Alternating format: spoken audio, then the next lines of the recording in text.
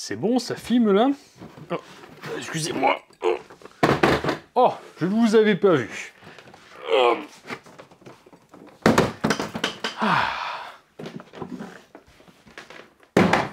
Bonjour à tous et bienvenue dans le Lazy Cat Workshop où aujourd'hui j'ai craqué mon compte bancaire en achetant, en investissant dans beaucoup d'outils. C'est vrai qu'investissement ça sonne beaucoup mieux au niveau de la culpabilité. Aujourd'hui je vous présente la KSH, je sais déjà, KSH 60 EB-basique.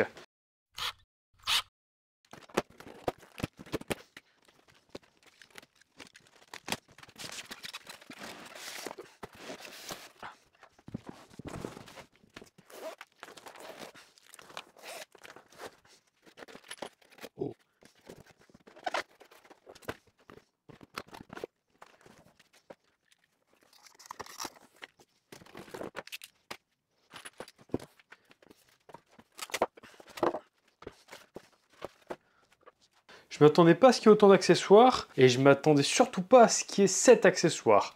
On verra ce que c'est tout à l'heure, mais si c'est ce que je soupçonne, c'est vraiment une dinguerie. On verra les accessoires tout à l'heure. C'est une scie à rail et sur batterie. Ça, sur batterie, c'est vraiment génial. Je vous avoue que pour l'instant, c'est le test un peu idiot parce que je n'ai pas du tout lu le manuel d'utilisation. Oh! Alors.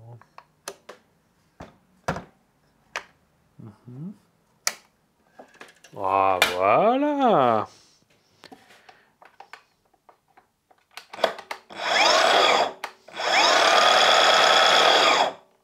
Ok. Une batterie ou alors 2 batteries.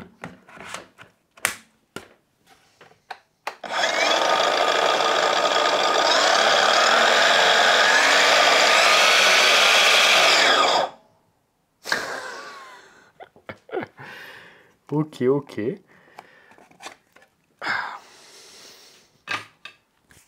Je vous expliquerai pourquoi, après, j'ai choisi ce type de machine en particulier, alors qu'il y en a des bien moins chers.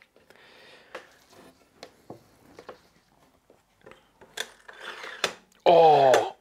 Oh là là là là là là. On va y aller étape par étape. Déjà, toutes les petites fonctionnalités que je peux découvrir à droite à gauche. Déjà, ici, on a 2 vis. Si je les dévisse, je peux écarter, hop, mon plateau pour avoir une plus grosse surface de travail et donc d'appui.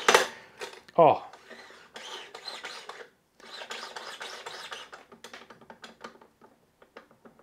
Il n'y a quasiment pas de jeu, c'est génial. Oh, c'est un régal. Là, déjà, rien que là-dedans, on sent la qualité, c'est indéniable. Ok, bon. Retrait rapide des ailettes. Et je suppose qu'on peut les régler tout aussi facilement. Super. Bah, ça, c'est génial. D'un côté comme de l'autre. Ok. Ici, on a une molette qu'on dévisse. Et là, vous avez un crochet métallique qui se prend dans le châssis. C'est super pratique à régler. Donc, je suppose que c'est fait pour venir en même temps que le décalage. Ça, vraiment, c'est top. On n'a pas l'air d'avoir de décalage au niveau du châssis et des ailettes. On verra ça tout à l'heure en utilisation. Pour l'instant, juste je fais le tour. Ici, une molette à dévisser pour pouvoir faire bouger la tête de la machine. On sent que les rails sont vraiment de très bonne qualité parce que quand j'utilise la Parkside par exemple, quand j'utilisais la Evolution, bien que la Evolution était beaucoup plus qualitative que la Parkside, on entendait les petites billes des rails à billes qui jouaient un peu à l'intérieur. Alors que là, écoutez.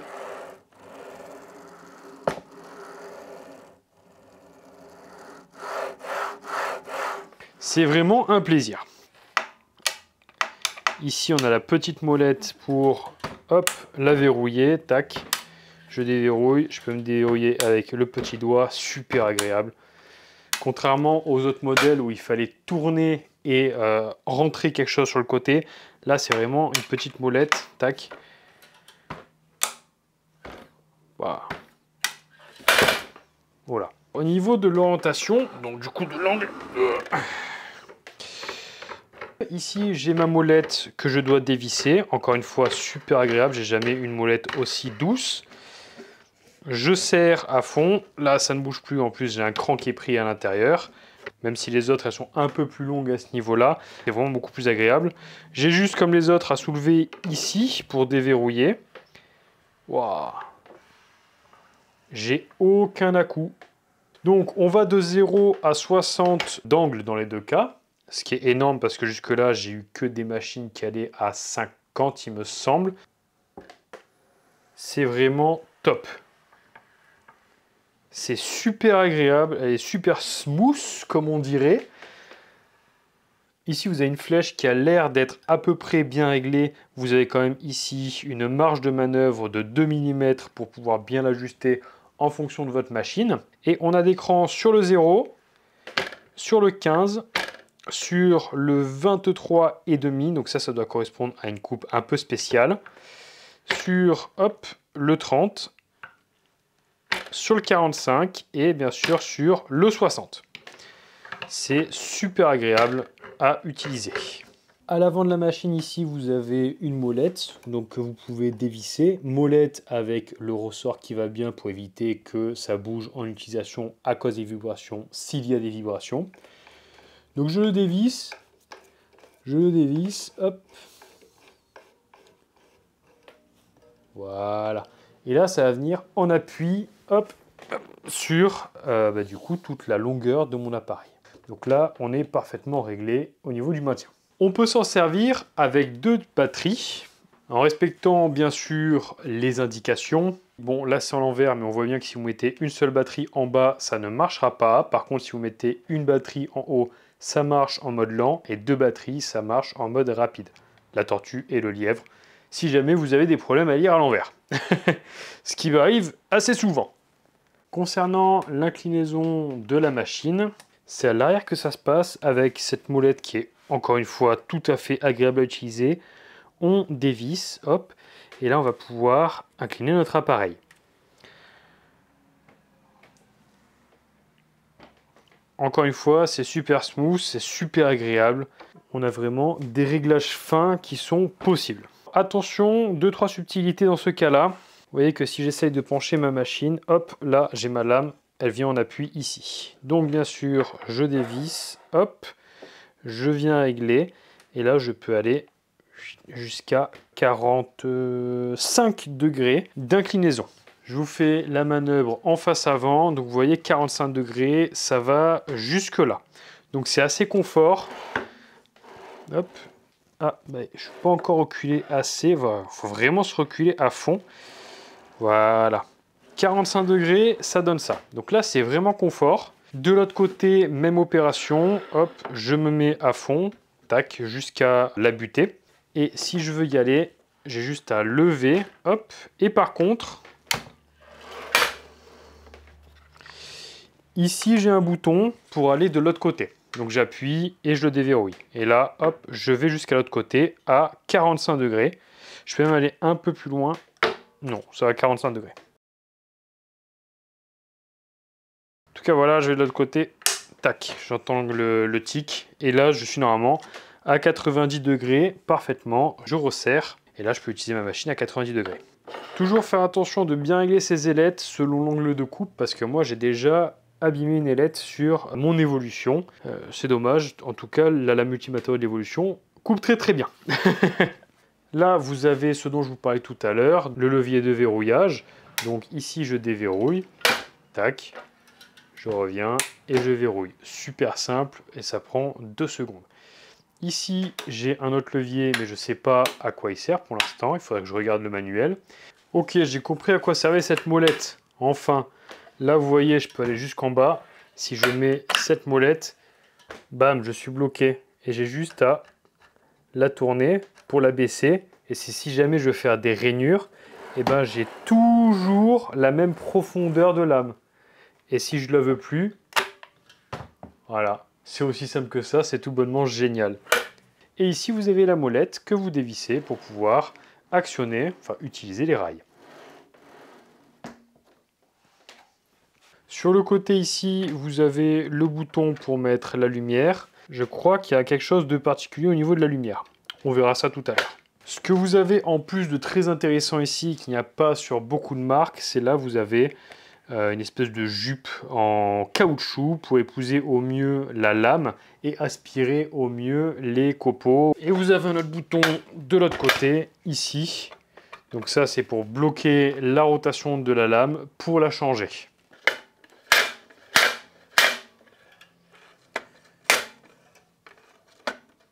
Oh là là. Bon, ça je vous avoue que je suis un peu moins fan. La garde, c'est du métal contre du métal. Ils auraient dû mettre un petit bout de caoutchouc pour éviter ce genre de choses. C'est pas du tout agréable.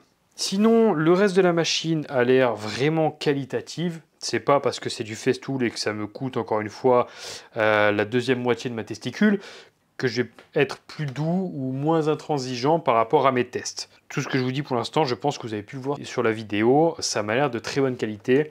Même au niveau du plastique, je pensais que juste cette garde-là,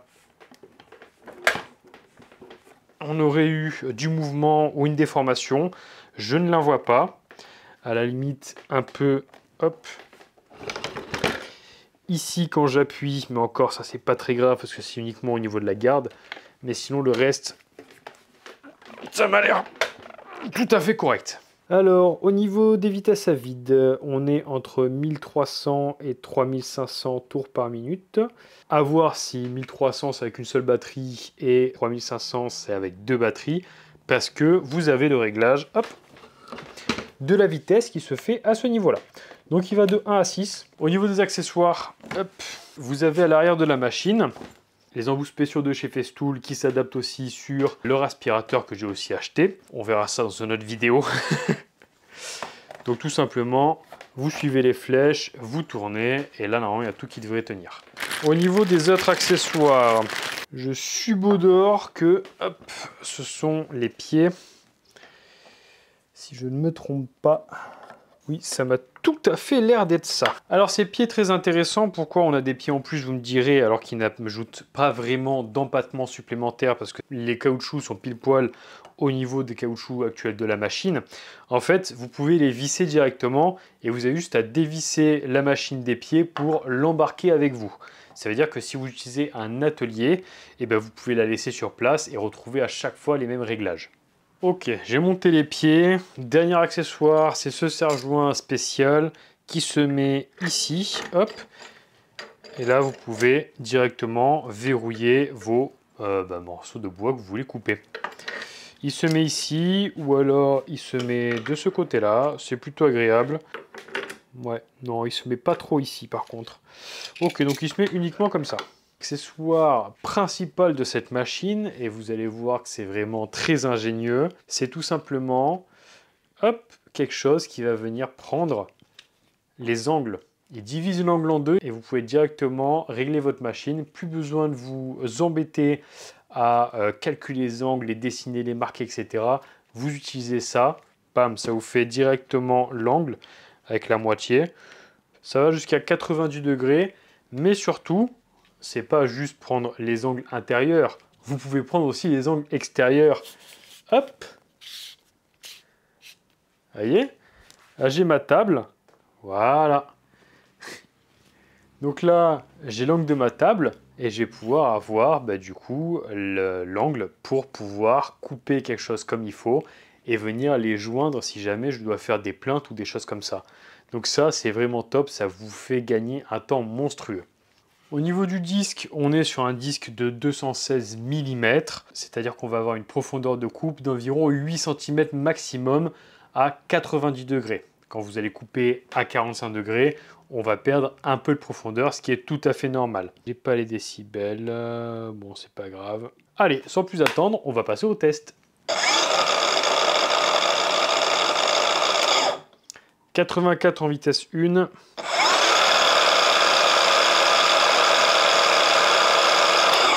90 en vitesse 2.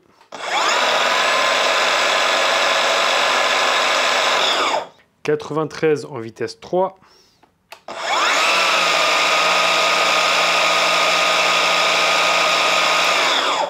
99 en vitesse 4.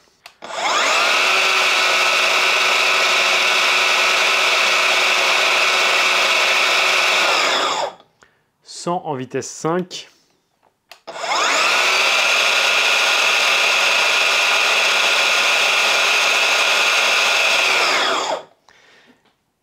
Et 101 en vitesse 6. Donc autant vous dire que je vais aller chercher mes équipements de protection auditif.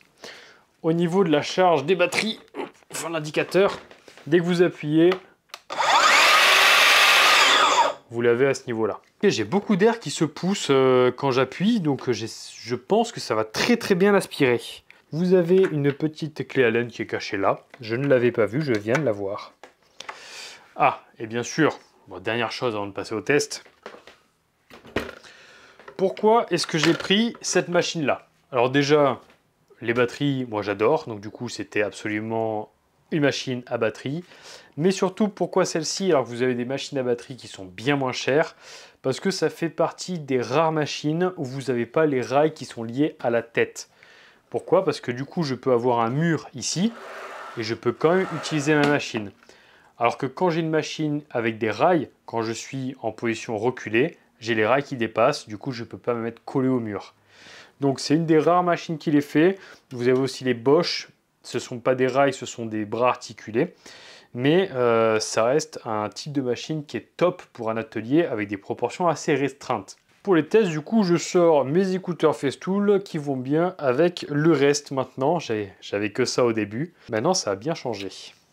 Bon, là déjà, vous pouvez très facilement voir ce que je voulais dire par rapport au mur. Là, vous voyez, je suis carrément collé et je peux tout de même utiliser ma machine. Ce qui est vraiment top parce que je n'ai pas à la décaler du mur. Bon, voilà, je devrais même la décaler comme ça sur un truc normal avec bien sûr les rails qui iraient taper derrière. Ça, c'est la petite vis pour les cas où je n'ai pas les pieds. Fourni avec, j'ai bien sûr la grande vis. Voilà. Donc ce que je vous dis au niveau des pieds, là j'ai juste à mettre des vis ici et en dessous. J'ai juste à dévisser et je peux prendre ma machine et venir la remettre et j'ai aucun réglage qui a bougé. C'est une lame bois, on est sur du 36 dents. On va couper uniquement du bois avec. Étant donné que je suis collé au mur, je ne peux pas mettre mon petit récupérateur de bois. Je vais faire un test sans récupérateur et après on verra ce que ça donne. Je vais mettre ça déjà. Hop.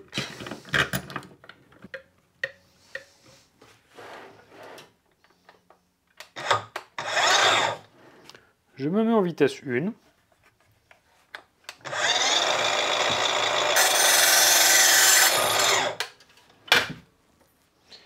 Bon, effectivement, ça coupe super bien. J'ai toujours ça qui sont dus au pain. Mais regardez la propreté de cette découpe. C'est vraiment top. Là, on est sur des choses faciles.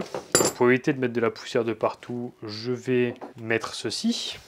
Bon, effectivement, si je veux utiliser ça, c'est beaucoup moins pratique qu'un tuyau d'aspiration. Du coup, je suis beaucoup plus éloigné de mon mur.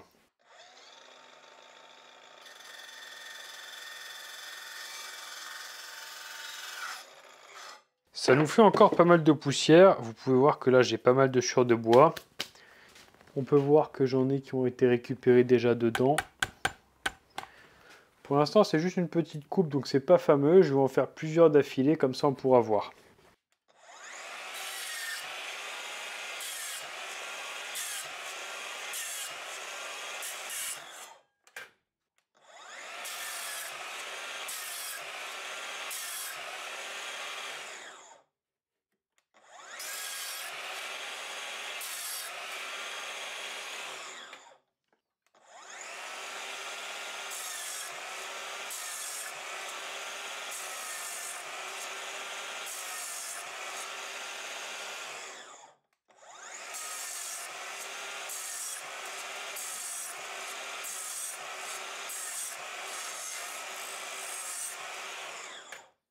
Là, j'ai un peu de poussière de partout. On va voir ce qui a été récupéré. Ok, j'en ai plutôt pas mal.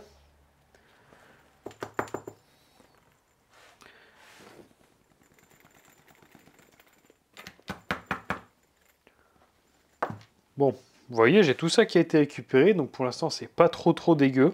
Je suis plutôt satisfait et étonné parce que généralement ce genre de truc pour moi c'est vraiment gadget. Là j'en ai un peu partout mais pour l'instant je suis assez surpris parce que là c'est une aspiration passive. Je vais commencer à brancher l'aspirateur et vous allez voir que ça va être pas du tout la même chose.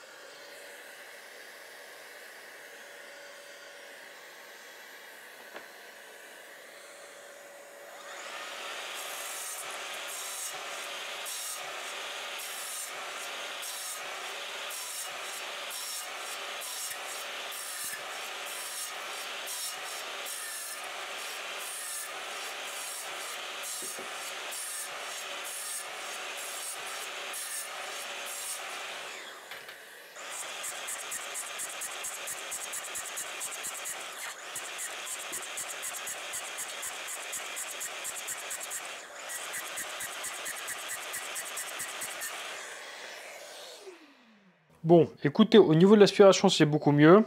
Comme à chaque fois sur ce genre de machine, c'est pas parfait.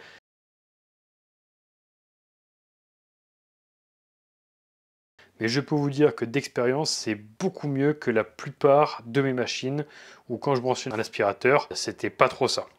Là, j'en ai un peu sur le côté, j'en ai beaucoup moins sur la machine. J'en ai quand même, comme je l'ai dit, c'est pas fiable à 100%, mais ça reste quand même beaucoup plus pratique que la plupart des machines. Allez, on va passer sur des coupes un peu plus larges plutôt que épaisses pour voir la capacité de la coupe. Je suis sur quelque chose de parfaitement perpendiculaire. On va voir si je reste quand même perpendiculaire avec une coupe réglée d'usine sur le zéro. Voir si les crans sont nickel. Déjà, vous voyez que là, j'ai une énorme surface de coupe comparée à la plupart des machines. Je ne sais plus combien j'ai sur celle-ci, je vous le dis après.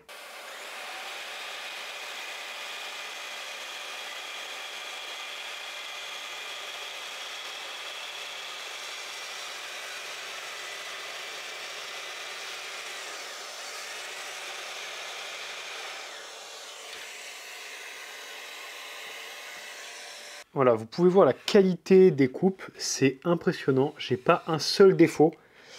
Ici, j'ai deux, trois petits éclats, mais vous voyez ici, j'en ai pas du tout. Tout à l'heure, j'en avais beaucoup parce que je coupais à la chaîne et je prenais pas mon temps. Là, en prenant son temps, on a des trucs qui sont vraiment nickel. Je soupçonne que ce soit parfaitement perpendiculaire. C'est parfaitement perpendiculaire. Il n'y a aucun souci là-dessus. Je suis perpendiculaire. Donc, réglée d'usine, elle est déjà super. On va tester avec quelque chose d'un peu plus imposant qui qui fait 3,5. C'est de l'acajou. Non, c'est de l'acacia. Bref, ça commence par A et c'est bon, je sais plus. C'est de l'acajou ou de l'acacia. En tout cas, c'est un bois un peu plus galère que le pin. Il ne faut pas que la lame tombe trop vite, sinon c'est un peu comme l'être. C'est un peu comme du être. Ça commence à cramer si jamais vous avez la lame qui tourne un peu trop vite. Je vais élargir mes ailes, voilà. Je suis parfaitement réglé. Je vais faire une coupe à 45 degrés. Allez, on va tenter à 45 degrés. Généralement, je ne fais pas ce genre de coupe sur mes autres machines parce que j'ai jamais des coupes qui sont droites sur toute la longueur. C'est assez embêtant. Je vais me mettre à 3 au niveau de la vitesse.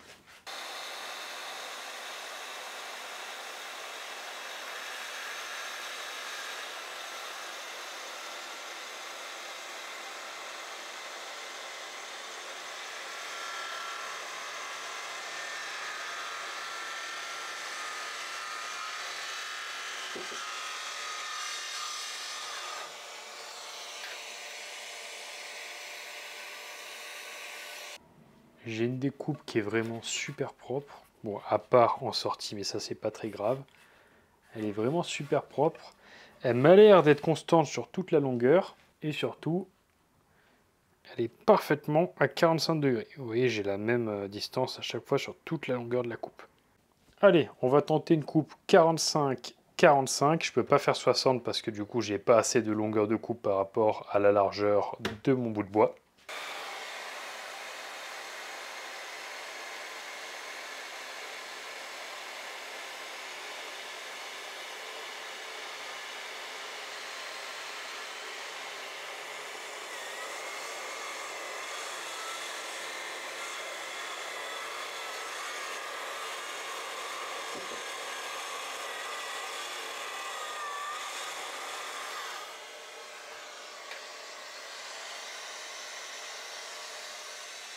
Bon, c'est dommage, du coup j'ai pas assez de profondeur de lame pour le 45, du coup je vais tenter un autre morceau de bois.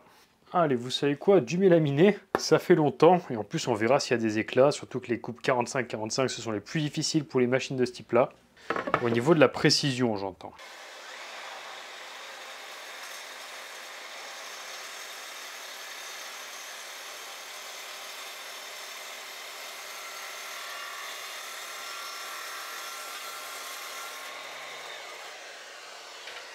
Bon, dommage, je me suis pas calé assez loin, du coup il me manque un peu un bout là-bas, c'est pas grave.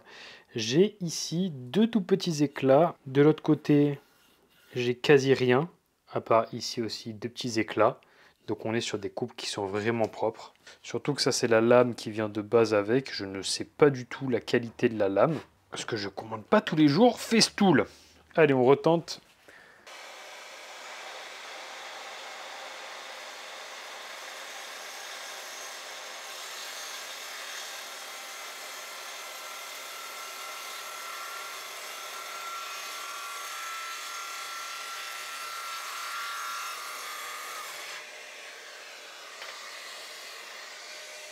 Voilà, encore une fois, pas d'éclat. J'y suis allé un peu plus doucement. Et pas d'éclat ici à ce niveau-là. Bon, un petit défaut ici, mais c'est sur la fin de course de la lame. C'est pas très grave. Donc même sur du mélaminé, c'est impressionnant la douceur, la délicatesse et surtout la qualité des coupes. Allez, j'ai encore plus galère que du mélaminé dans certains cas. Ce sont des plinthes, mais ça c'est pas n'importe quel type de plainte. Ce sont des plinthes avec moulure. Rappelez-vous, c'était mes tests avec les multi-outils, enfin les outils aussi en multifonction.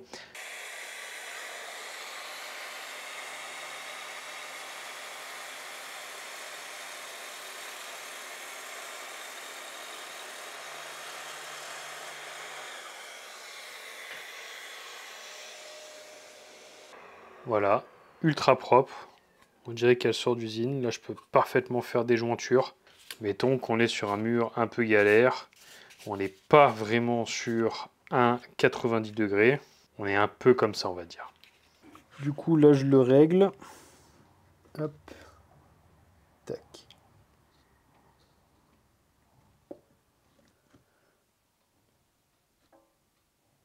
Voilà, ça demande un peu de temps et de précision. Hop.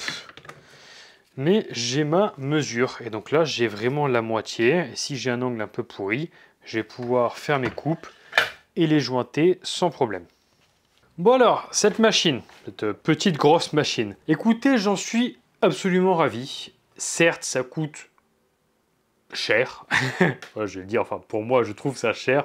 C'est peut-être pas forcément cher, mais moi je trouve ça cher. Ça reste top. Moi j'ai un chantier où j'ai enfilé du parquet comme pas possible avec des coupes un peu bâtardes. Donc du coup, c'était un outil idéal, très pratique à promener, etc. Je vous ai dit, j'aime pas le filaire. Ça a ses avantages bien sûr le filaire. Moi je préfère les batteries. Donc honnêtement, elle est top, elle est ultra qualitative avec énormément de toutes petites options que j'ai pas sur les autres machines. Elle est un peu lourde. Le seul défaut que je pourrais lui trouver, c'est le système de gâchette. Des fois, je perds le contrôle, enfin je perds le maintien parce que je l'aurais voulu légèrement plus long, qui puisse prendre plusieurs doigts et pas juste deux petits doigts. C'est vraiment dommage ça, mais sinon ça reste un outil qui est top, avec des réglages d'usine qui sont déjà très bien et une très bonne durée dans le temps. Les batteries, ça c'était des 5 ampères. Je les ai mis dans leur chargeur exprès, qui pèse un âne mort ce chargeur. Il pèse au moins 3 kg le chargeur à lui seul. C'est vous dire. Hein. Je me demande même s'ils n'ont pas rajouté des poids dedans pour faire un peu plus qualitatif. En 45 minutes maximum, les 5 ampères étaient chargées alors qu'elles étaient à plat. Donc elles ont un temps de charge qui est vraiment démentiel par rapport à d'autres choses. C'est vraiment là du matériel professionnel. Alors moi, j'ai pu me permettre d'acheter ça. C'est juste, je ne vais pas le recommander pour toutes les bourses, c'est sûr. Mais au bout d'un moment, comme je vous l'ai dit, j'aimerais passer un stade au-dessus en termes de qualité de réalisation. Et même si je prône, c'est pas l'outil qui fait l'artisan, C'est comme si vous me disiez, vous mettez 2 pilotes de F1 au même niveau, mais il y en a un qui a une F1, il y en a un qui a une Clio 2. Il aura beau être compétent, celui qui a la Clio 2, il va un peu galérer quand même. Du coup, voilà, moi j'ai pu me permettre d'acheter ça. Je vous le recommande. Tous les outils que j'avais au début, donc j'en avais 5 machines, il me semble, voire 6, je sais plus. J'en ai eu pour 5000 € TTC. Pour le même prix, et 2 paires de batteries, 5 ampères. Pour le même prix, chez LT, j'ai fait un devis. 3 machines avec 2 batteries, j'étais à 5000 balles aussi. Donc il se la touche un peu, on va pas se mentir.